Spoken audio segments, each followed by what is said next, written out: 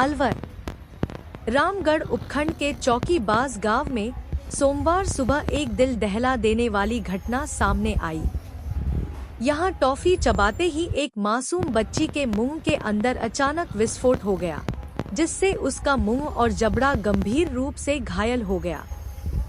बच्ची को तत्काल शहर के एक निजी अस्पताल में भर्ती कराया गया, जहां उसकी हालत नाजुक होने पर आईसीयू में इलाज किया गया। अस्पताल डॉक्टर ने बताया कि विस्फोट के कारण बच्ची के चेहरे, मुंह और जबड़े के हिस्से में गहरी व जटिल चोटें आई थी। स्थिति गंभीर होने के चलते बच्ची की जटिल सर्जरी की गई, जिसके बाद अब वह पूरी तरह खतरे से बाहर है।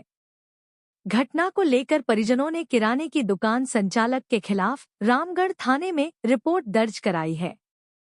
आरोप है कि दुकानदार ने बच्ची को टॉफी के नाम पर बारूद अथवा पटाखे जैसी सामग्री दी थी, जिसके कारण मुंह के अंदर विस्फोट हुआ। पुलिस ने मामले की जांच शुरू कर दी है।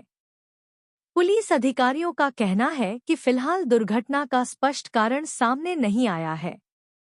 टॉफी में विस्फोटक सामग्री कैसे पहुंची, यह लापरवाही थी या किसी अन्य कारण से हुआ, इसका खुलासा जांच पूरी होने के बाद ही हो सकेगा। अलवर से प्रदीप गोयल। केस था, ये बहुत ही विचित्र था, ये अलग था, ये रूटीन केसेस नहीं थे।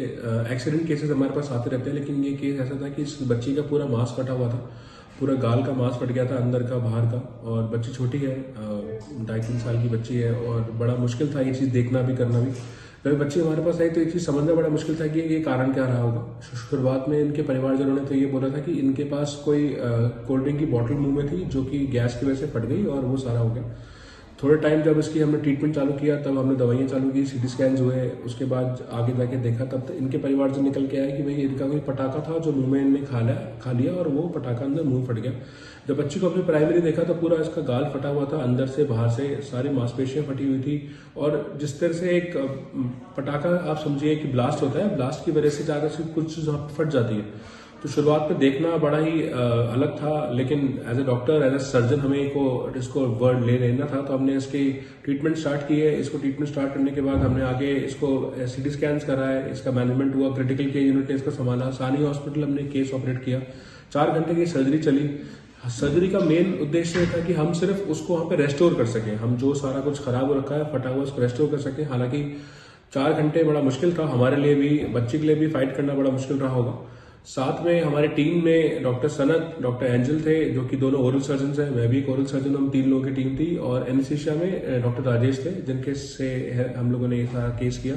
बच्ची अभी आईसीयू में है, कंफर्टेबल है, बातचीत थोड़ी बहुत कर पा रही है, लेकिन अभी रिकवरी में टाइम लगेगा। 48 घंटे शुरुआत के हम मानते हैं कि उसको थोड़ा सा हमको देखना जरूरी है। ये घटना परसों शाम की है, जब हमने ऑपरेशन करके इसको फ्री किया।